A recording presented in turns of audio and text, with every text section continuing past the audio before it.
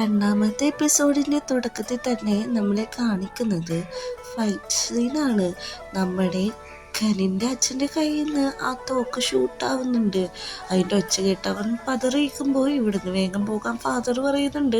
അങ്ങനെ നമ്മുടെ ചരൺ കന്നിനെയും കൂട്ടി പോവുകയാണ്. പക്ഷെ കനി സമ്മതിക്കുന്നില്ല. ഡാഡില്ലാതെ ഞാൻ വരത്തില്ല, അച്ഛൻ എന്ത് പറ്റിയെന്നൊന്ന് നോക്കണം, അച്ഛനെ രക്ഷിക്കണം എന്നൊക്കെ പറഞ്ഞ് ബഹളം വെക്കാണ്. അപ്പോഴേക്കും അങ്ങോട്ട് കുറച്ച് ഗുണ്ടകൾ വരുന്നുണ്ട്. അതിനെ ചരൺ ഷൂട്ട് ചെയ്തിട്ടിട്ട് പോകുന്നുണ്ട്. നിന്റെ അച്ഛൻ ഇത്ര നാൾ നിന്നെ വളർത്തിയത് നിന്നിങ്ങനെ കൊലക്കൊടുക്കാനല്ല, നീ അതോർക്കണം എന്ന് പറഞ്ഞിട്ട് നമ്മുടെ കനിനെയും കൂട്ടിയിട്ട് അവിടുന്ന് പോവാണ്. കനിന് വേറെ വഴിയില്ലാത്തതുകൊണ്ട് അത് സമ്മതിക്കുന്നുണ്ട്. അങ്ങനെ അവർ ഹോട്ടലിൽ വരുന്നുണ്ട്. അപ്പോൾ കനിൻ ചോദിക്കുന്നുണ്ട്, ഇവിടെ താമസിക്കുന്നത് സേഫാണോ എന്ന്. ഇവിടെ താമസിക്കുന്നത് സേഫാണ് എന്ന് പറഞ്ഞിട്ട് അകത്തേക്ക് കയറുന്നുണ്ട്. കനിൻ്റെ ഫോണിൻ്റെ സിമ്മെല്ലാം ചരണെടുത്ത് കളയാണ്. കിരൺ പറയുന്നുണ്ട്, എൻ്റെ ഫോൺ എന്തിനാണ് ഇങ്ങനെയൊക്കെ കാണിക്കുന്നത്, അച്ഛൻ വിളിച്ചിട്ടേക്ക് ഭയങ്കരമായിട്ട് വേറെയാവും, പിന്നെ നമ്മളെ കോണ്ടാക്ട് ചെയ്യാൻ പറ്റില്ല എന്ന് പറയാണ്. അച്ഛനെ കോണ്ടാക്ട് ചെയ്യാനായിട്ട് ഓൾറെഡി ഞാൻ ആൾക്കാരെ വിട്ടിട്ടുണ്ട്, നീ റെസ്റ്റ് എടുക്കുക, ഇപ്പോൾ കുറേ ഓടിയതല്ലേ, നീ റെസ്റ്റ് എടുത്താൽ മതി എന്ന് പറഞ്ഞിട്ട് അവനെ കിടത്തുന്നുണ്ട്. ബ്ലാങ്കറ്റൊക്കെ പുതപ്പിച്ച് കൊടുക്കുന്നുണ്ട് നമ്മുടെ ചരൺ. അപ്പോഴേക്കും നമ്മുടെ ചരണ് കിടക്കാൻ റൂമില്ലാത്തതുകൊണ്ട് അവൻ കൗച്ചിലാണ് പോയി കിടക്കുന്നത്. ചരൺ ഉറങ്ങിയെന്ന് ഉറപ്പ് വരുത്തിയിട്ട് നമ്മുടെ കെരിൻ ചെന്നിട്ട് ഹാൻഡ് കഫൊക്കെ എടുത്തിട്ട് അവൻ്റെ കയ്യിലോക്ക് ചെയ്ത് വെക്കാണ്. അതിൻ്റെ ഇടയിൽ കൂടി അവൻ്റെ ഫോൺ എടുത്ത് മാറ്റുന്നുണ്ട്. അങ്ങനെ അവൻ പുറത്തിറങ്ങിയിട്ട് ഫോൺ ഓപ്പൺ ചെയ്ത് നോക്കാണ്. ഫോൺ ഓപ്പൺ ചെയ്ത് നോക്കുമ്പോൾ അതിൽ പാസ്വേഡ് സെറ്റ് ചെയ്തിട്ടുണ്ടാവും. അവൻ നേരെ തിരിയുമ്പോൾ ചരൺ അവിടെ നിൽക്കുകയാണ്. എന്നിട്ട് പറയും, പറഞ്ഞിട്ടില്ല ഒറ്റക്കൊന്നും പോകരുതെന്ന്, ഇത് സേഫ് അല്ല എന്ന് പറയുമ്പോഴേക്ക് നീ എങ്ങനെയാണ് ആ ഹാൻഡ് കഫ് അയച്ചതെന്നാണ് ചോദിക്കുന്നത്. അത് നിനക്ക് കാണണമെന്ന് ചോദിക്കുന്നുണ്ട്. അതെ, എനിക്കത് കാണണം, എന്നെ കാട്ടിത്തരാൻ പറയുന്നുണ്ട്. ആദ്യം അവിടെ പോയി ഇരിക്ക്, എന്നിട്ട് ഞാൻ കാട്ടിത്തരാമെന്നാണ് പറയുന്നത്. അവൻ അതേപോലെ ഇരിക്കുന്നുണ്ട്. കൈ ചോദിക്കുമ്പോൾ എന്തിനാണ് എൻ്റെ കൈ ചോദിക്കുമ്പോൾ ഹാൻഡ് കഫ് വേണ്ടതെന്ന് ചോദിക്കുന്നുണ്ട്. അങ്ങനെ കൈ നീട്ടിയിട്ട് അവൻ ഹാൻഡ് കഫ് ചെയ്യാണ്. എന്നിട്ട് ചോദിക്കും, ഇത് നീ എങ്ങനെയാണ് അയച്ചതെന്ന് ചോദിക്കുമ്പോഴേക്ക് എൻ്റെ മറ്റേ കൈ ഫ്രീ ആണല്ലോ, അത് എല്ലാവരും ചെയ്യുന്ന പോലെ താക്കോലിട്ടിട്ടാണ് ഞാൻ അയച്ചതെന്ന് പറയുന്നുണ്ട്. നമ്മുടെ കെനിന്നൊന്നും മിണ്ടാൻ പറ്റാതെ അവിടെ ഇരിക്കുകയാണ്. പിന്നെ നമ്മൾ എമിലി രാജയാണ് കാണിക്കുന്നത്. അവിടെ ഒരു മീറ്റിംഗ് നടന്നുകൊണ്ടിരിക്കുകയാണ്. അങ്ങോട്ട് രാജാവ് വരുന്നുണ്ട്. എല്ലാ മന്ത്രിമാരും അവിടെ വരുന്നുണ്ട്. മന്ത്രിമാരെന്ന് വെച്ചാൽ രാജാവിൻ്റെ ആൾക്കാർ. അപ്പോൾ 4 രാജ്യം ഡിവൈഡായിട്ടാണല്ലോ ഭരിക്കുന്നത്. അപ്പോൾ ആദ്യത്തെ ഒരാൾ പറയുന്നുണ്ട് അവരെ കച്ചവടം നന്നായിട്ട് നടക്കുന്നുണ്ട്. രണ്ടാമത്തെ ആൾക്കാരും പറയുന്നുണ്ട് ഞങ്ങളുടെ കച്ചവടം നന്നായിട്ട് നടക്കുന്നുണ്ട്. മൂന്നാമത്തെ ആൾ പറയുന്നുണ്ട് ഞങ്ങളുടെ പേളിൻ്റെ ബിസിനസ് നന്നായിട്ട് നടക്കുന്നുണ്ട്. രാജാവിന് ഇതെല്ലാം കണ്ടിട്ട് സന്തോഷമാവുന്നുണ്ട്. രാജാവിൻ്റെ മകൻ്റെ അടുത്തും ചോദിക്കുന്നുണ്ട്, എൻ്റെ കച്ചവടം നല്ല രീതിക്ക് തന്നെ നടക്കുന്നുണ്ടെന്ന് പറയുന്നുണ്ട്. രാജാവെല്ലാം കേട്ടതിന് ശേഷം ഓക്കെ എല്ലാവരും പൊക്കോളൂ, മീറ്റിംഗ് കഴിഞ്ഞു എന്ന് പറഞ്ഞിട്ട് അവിടുന്ന് പോവുകയാണ്. അങ്ങനെ രാജാവിനെ കാണാനായിട്ട് മോൻ തരൻ വരെയാണ്. അച്ഛന് കുഴപ്പമൊന്നുമില്ലല്ലോ, ഹോസ്പിറ്റലിൽ പോകണമെന്നൊക്കെ ചോദിക്കുന്നുണ്ട്. എനിക്ക് കുഴപ്പമൊന്നുമില്ല, ജസ്റ്റ് ചുമയാന്ന് പറയുന്നുണ്ട്. അങ്ങനെ തരൻ അവൻ്റെ വൈഫിൻ്റെ കല്ലറയിൽ ചെന്ന് പൂ വെക്കുകയാണ്. എന്നിട്ട് പറയുന്നുണ്ട് നമ്മുടെ മോനെ ഞാൻ നന്നായിട്ട് നോക്കുമെന്നുള്ള കാര്യങ്ങളൊക്കെ. പിന്നെ കാണിക്കുന്നത് കൊട്ടാരത്തിൻ്റെ ഉള്ളിൽ ഒരു ഗെയിമിൻ്റെ പ്രാക്ടീസാണ്. നമ്മൾ സീരീസിൻ്റെ തുടക്കത്തിൽ കളിക്കുന്ന ഗെയിമില്ലേ, അതൊരു റോയൽ ഗെയിമാണ്. അതാണ് അവരിവിടെ കളിക്കുന്നത്. അപ്പോൾ 2 രാജാക്കന്മാരെ മക്കളാണ് കളിക്കുന്നത്. ഒന്നാമത്തേത് എവേ, രണ്ടാമത്തേത് രാമൻ. ഒരാൾ പെണ്ണായതുകൊണ്ട് തന്നെ അവിടുത്തെ മന്ത്രിമാർ പറയുന്നുണ്ട് പെണ്ണായിട്ട് എന്ത് കാര്യം, നമുക്കിവിടെ ഒന്നും കളിക്കാൻ പറ്റത്തില്ലല്ലോ എന്ന്.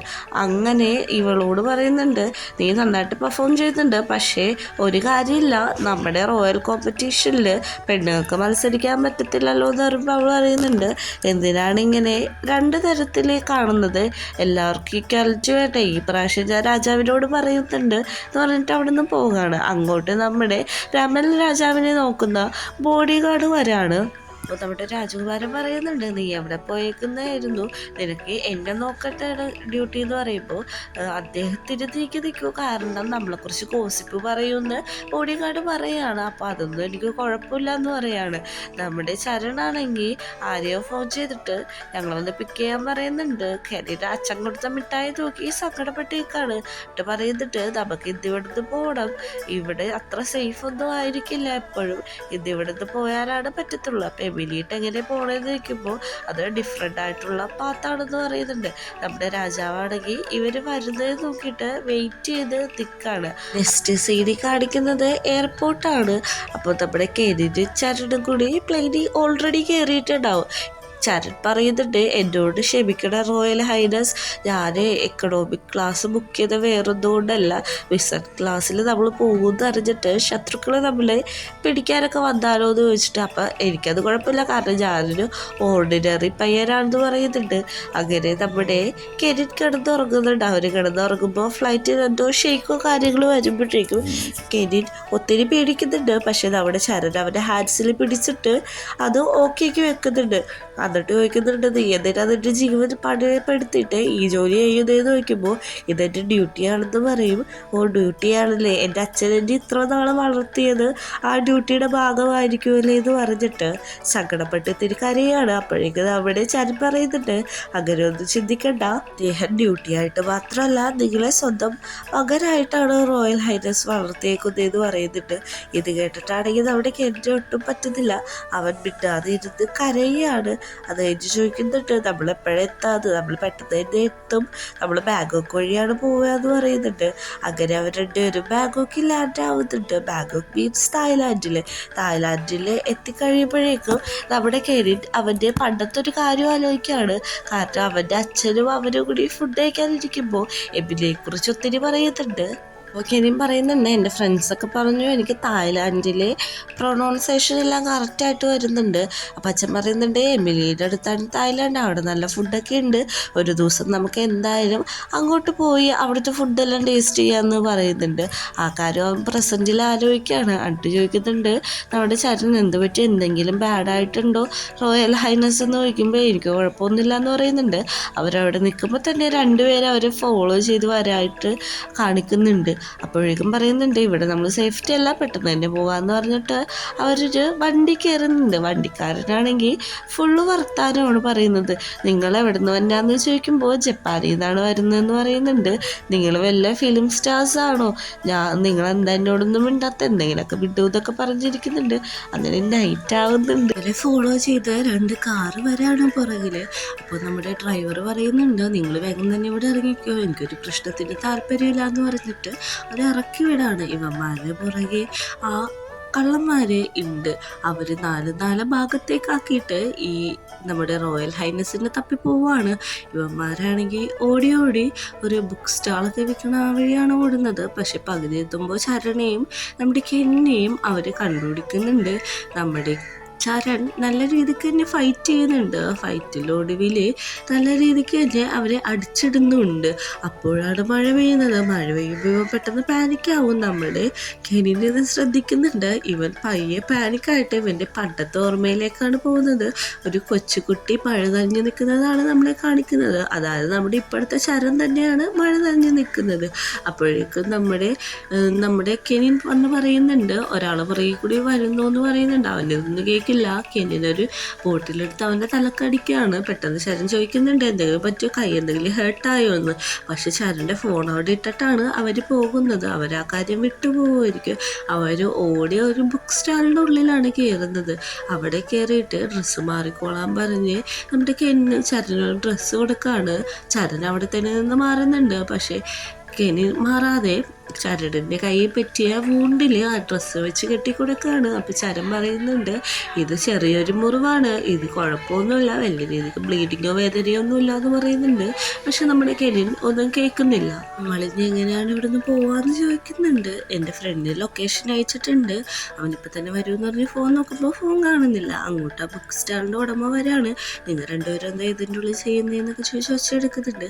നമ്മുടെ ചരനാണെങ്കിൽ അങ്ങോട്ട് എന്നിട്ട് പറയാണ്, ഞങ്ങൾ ഈ രാത്രിയോടെ പെട്ടുപോയതാണ്, ബാഡായിട്ടുള്ള ഒരാൾ എൻ്റെ ഫ്രണ്ടിൻ്റെ കൈയൊക്കെ കീറി കണ്ടില്ലെന്ന് ചോദിക്കുകയാണ്. അപ്പോൾ നമ്മുടെ കെന്നോട് ചോദിക്കുകയാണ്, ഞാൻ എവിടെയോ കണ്ട് പരിചയമുണ്ടല്ലോ, ഒരു സിംഗർ ഷോയിലല്ലേ എന്ന് ചോദിക്കുമ്പോൾ, ആണോ, സത്യമായിട്ടും ഞങ്ങളുടെ കയ്യിൽ ഫോണൊന്നുമില്ല, ഫോണിൽ തരുമോ പ്ലീസ് എന്ന് ഭയങ്കര ക്യൂട്ടായിട്ടാണ് ചോദിക്കുന്നത്. ആ ഉടമക്കാണെങ്കിൽ ഇവൻ്റെ ക്യൂട്ട്നെസ് കണ്ടിട്ട് ഫോൺ കൊടുക്കാതിരിക്കാനും പറ്റുന്നില്ല. അങ്ങനെ അയാൾ ഫോൺ കൊടുക്കുന്നുണ്ട്. അങ്ങനെ നമ്മുടെ ചരൻ്റെ ഫ്രണ്ട് വരുന്നുണ്ട്. എന്തെങ്കിലും ആവശ്യമുണ്ടെങ്കിൽ വിളിച്ചാൽ മതി, ഞങ്ങൾ ഹെൽപ്പ് ചെയ്യാൻ വില്ലിങ് ആണെന്ന് പറഞ്ഞിട്ടാണ് അയാൾ അവിടെ നിൽക്കുന്നത്. അയാളോട് ബൈ പറഞ്ഞിട്ട് പോവുകയാണ്. അപ്പോൾ ചരൻ്റെ ഫ്രണ്ട് ഒരു ഫോൺ കൊടുക്കുന്നുണ്ട്, ഇത് നീ വെച്ചോ, കോൺടാക്ട് ചെയ്യാനായിട്ട് ഉപകാരപ്പെടുമെന്ന് പറഞ്ഞിട്ട് അവർ 3 പേരും കൂടി പോവുകയാണ്. നമ്മുടെ കെനിൻ്റെ മേത്തൊക്കെ തട്ടിയാണ് ഫ്രണ്ട് സംസാരിക്കുന്നത്. അവനിതാരാന്ന് അറിയത്തില്ലല്ലോ. ഭയങ്കര രീതിയിലാണ് അവൻ സംസാരിച്ച് നടന്നു പോകുന്നത്. അങ്ങനെ അവരെ ഫ്ലാറ്റ് എത്തുന്നുണ്ട്. അവിടെ ചെന്നിരുന്നിട്ട് കൻ്റെ ഫ്രണ്ട് പറയാണ്, എൻ്റെ പേര് വിതീഷ് എന്നാണ്. അത് മാത്രമല്ല നീ ഇവൻ്റെ ആരാണ്, നിങ്ങളൊരു ബ്രോയാണോ എന്നൊക്കെ ഇങ്ങനെ ചോദിക്കുന്നുണ്ട്. അവസാനം ഇവൻ നമ്മളെ കണ്ടുപിടിച്ചല്ലോ എന്ന് ഇങ്ങനെ കെവിൻ പറയുമ്പോഴേക്കും ഫ്രണ്ട് നല്ല രീതിയിൽ ചിരിക്കുന്നുണ്ട്. ഞങ്ങൾ കപ്പിൾസാണ്, UK വെച്ച് ഞങ്ങൾ കണ്ടുമുട്ടുന്നത് വരെ എന്ന് പറയുമ്പോഴേക്കും ഞങ്ങളുടെ വിദേശം അത്ര സന്തോഷത്തോടെ ഇരിക്കുകയാണ്. ഞങ്ങൾ എങ്ങനെയാണ് കണ്ടുമുട്ടിയെന്ന് ചോദിക്കുന്നുണ്ട്. ഞങ്ങൾ ഡേറ്റിങ് ചെയ്തുകൊണ്ടിരിക്കുകയാണ്, UK വെച്ചാണ് കണ്ടുമുട്ടിയത്. അത് മാത്രമല്ല ഇവനെന്ത് ക്യൂട്ടാന്നൊക്കെ പറയുന്നുണ്ട്. അപ്പോഴേക്കും നമ്മുടെ ഫ്രണ്ട് ചോദിക്കുന്നുണ്ട് എന്താണ് ഇവനെ വിളിക്കാന്ന് ചോദിക്കുമ്പോഴേക്കും ഞാനിവനെ അങ്കിൾ എന്നാണ് വിളിക്കുന്നത്. ഇവൻ ഭയങ്കരമായിട്ട് വയസ്സിന് മൂത്ത പോലെയാണ് ആക്ട് ചെയ്യുന്നത്. പക്ഷേ ഇതാവുമ്പോൾ ഞാൻ അണ്ണെന്നാണ് വിളിക്കുന്നത്. ഇവൻ എന്താണ് വിളിക്കുന്നതെന്ന് അറിയോ, എന്നെ ക്യൂട്ടിന്നല്ലേ എന്ന് ചോദിക്കുന്നുണ്ട്. നമ്മുടെ ചരണ് ഒന്നും മിണ്ടാൻ പറ്റാതെ അത് തന്നെ നോക്കി നിൽക്കുന്നുണ്ട്. എന്നെ ക്യൂട്ടിന്നാണ് എപ്പോഴും വിളിക്കാറ്, ഞങ്ങൾ അത്ര റൊമാൻറ്റിക് ആയിട്ടുള്ള റിലേഷൻഷിപ്പിലാണെന്നൊക്കെ പറയുന്നുണ്ട്. അപ്പം നമ്മുടെ ഫ്രണ്ട് പറയുന്നുണ്ട് ടേർന്ന് വിളിച്ച് നോക്കുക, അതിനും ക്യൂട്ടാന്നൊക്കെ പറയുന്നുണ്ട്. അപ്പോഴേക്കും നമ്മുടെ ചരൺ ഒരുമിച്ച് നിന്നോട് സംസാരിക്കണമെന്ന് പറഞ്ഞ് ഫ്രണ്ടിനെയും വിളിച്ചുകൊണ്ട് പോവുകയാണ്. അവർ പിന്നെ ബാൽക്കണിയിൽ നിന്ന് സംസാരിക്കുന്നതാണ് കാണിക്കുന്നത്. തിരിച്ചു വന്ന ഉടനെ നമ്മുടെ കെനിനെ നോക്കിയിട്ട് അവൻ തല കുമ്പിട്ട് നിൽക്കുകയാണ്. സോറി റോയൽ ഹൈനസ്, നിങ്ങളുടെ അപ്പം ഞാൻ തമാശ പറയാൻ പാടില്ലായിരുന്നു എന്നൊക്കെ പറഞ്ഞിട്ടാണ് അവൻ നിൽക്കുന്നത്. അപ്പം നമ്മുടെ കെനിനോട് ചോദിക്കുന്നുണ്ട് നീ എന്തിനാണ് എൻ്റെ സീക്രറ്റ് പുറത്ത് പറഞ്ഞത്, എൻ്റെ ഇത് പറഞ്ഞല്ലോ എന്ന് ചോദിക്കുമ്പോൾ ഇവരെ നമുക്ക് വിശ്വസിക്കാൻ പറ്റുമെന്ന് പറയുന്നുണ്ട്. അങ്ങനെ പിറ്റേ ദിവസം രാവിലെ ആവുന്നുണ്ട്. അവർ റെയിൽവേ സ്റ്റേഷനിൽ എത്തുന്നുണ്ട്. നമ്മുടെ ചരൻ്റെയൊക്കെ എൻ്റെ രൂപത്തിൽ ഒരാൾക്കാരെ അങ്ങോട്ട് വിടുന്നുണ്ട്. നമ്മുടെ ഫ്രണ്ടാണെങ്കിൽ TTRൻ്റെ വേഷത്തിൽ. അവനോട് ആൾക്കാർ വന്ന് ചോദിക്കുന്നുണ്ട് ഇയാളെ കണ്ടോന്ന്, ഇയാളത് ഇപ്പം അങ്ങോട്ട് പോയുള്ളൂ എന്ന് കള്ളം പറഞ്ഞ് അവരെ ഡിസ്ട്രാക്ട് ചെയ്ത് വിടുകയാണ്. നമ്മുടെ പിള്ളേർ രണ്ടും വേഷം മാറിയ ഒരു ലേഡിയുടെയും ഒരു വയസ്സായ ഒരാളുടെയും ലുക്കിലാണ് നിൽക്കുന്നത് കേട്ടോ. പറയുന്നുണ്ട് ഇങ്ങനെയൊക്കെ പ്രശ്നങ്ങളൊന്നും ഉണ്ടാവില്ല എന്ന് പറഞ്ഞിട്ട് അവർ ട്രെയിനിൽ കയറ്റുന്നുണ്ട്. ട്രെയിനിൽ കയറ്റുമ്പോഴേക്കും നമ്മുടെ കെനിൻ ഒരു ഇൻഹേലർ മേടിക്കുന്നുണ്ട്. ശരിക്കും ഇതൊരു പ്രൊഡക്റ്റിൻ്റെ പ്രൊമോഷനാണ്. അത് അവർ വലിച്ചിട്ട് നല്ല ഡ്രസ്സ് ഉണ്ടെന്ന് പറയുന്നുണ്ട്. നമ്മുടെ ചരണോടും യൂസ് ചെയ്യാൻ പറയുന്നുണ്ട്. ചരണവും അത് വലിക്കുന്നുണ്ട്. ഇത് നല്ല ഡ്രസ്സ് ഉണ്ടാകും, മസ്റ്റായിട്ട് ട്രൈ ചെയ്യണമെന്നൊക്കെയാണ് പറയുന്നത്. എൻ്റെ ആക്ടിങ് എങ്ങനെ ഉണ്ടായിരുന്നു, ഞാൻ എൻ്റെ ബോയ് ഫ്രണ്ടായിട്ട് നല്ല ഡ്രസ്സ് ഉണ്ടായിരുന്നില്ലേ എന്നൊക്കെ നമ്മുടെ കെനിൻ ചോദിക്കുകയാണ്. നമ്മുടെ ശരം പറയുന്നുണ്ട് കുറച്ച് നേരം മിണ്ടാതിരിക്കുക, ആൾക്കാരൊക്കെ ശ്രദ്ധിച്ചിട്ടുണ്ടെങ്കിൽ ചിലപ്പോൾ മനസ്സിലായി നമ്മുടെ ശത്രുക്കൾ നമ്മളെ തേടി വരുമെന്ന് പറയുന്നുണ്ട്. അവൻ അതേപോലെ തന്നെ മിണ്ടാതിരിക്കുന്നുണ്ട്. അങ്ങനെ എമിലിയാണ് കാണിക്കുന്നത്. രാജാവിനോട് നമ്മുടെ രാജാവിൻ്റെ മകനും പറയുകയാണ്, അതായത് തൻ പറയുകയാണ് എപ്പോഴാണ് എൻ്റെ മോൻ ഇങ്ങോട്ട് വരിക, ഇന്ന് തന്നെ എത്തും. അതുമാത്രമല്ല ഇന്ന് വൈകുന്നേരം നമ്മുടെ രാജാവിനെ ഞാൻ ഇൻട്രൊഡ്യൂസ് ചെയ്യുമെന്ന് പറയുമ്പോൾ എൻ്റെ മോൻ ഇപ്പം ഇങ്ങോട്ട് വന്നേലേ ഉള്ളൂ, അവരെ ഞാൻ കുറച്ച് നാൾ ടേക്ക് കെയർ ചെയ്യട്ടെ എന്നൊക്കെ അച്ഛൻ ചോദിക്കുന്നുണ്ടെങ്കിലും രാജാവ് സമ്മതിക്കുന്നില്ല. അവൻ ഇന്ന് തന്നെ രാജകുമാരനായിട്ട്, അതായത് നെക്സ്റ്റ് കിങ് ആയിട്ട് പ്രഖ്യാപിക്കണമെന്ന് പറയുന്നുണ്ട്. അങ്ങനെ നമ്മുടെ ചരണും കെനിനും കൂടി കൊട്ടാരത്തിലെത്തുന്നുണ്ട്. കെനിൻ ഇതെല്ലാം കണ്ടിട്ട് അത്ഭുതമായിട്ട് നിൽക്കുകയാണ്. ഈ ഒരു സീനും കാണിച്ചിട്ടാണ് രണ്ടാമത്തെ എപ്പിസോഡ് അവസാനിക്കുന്നത്.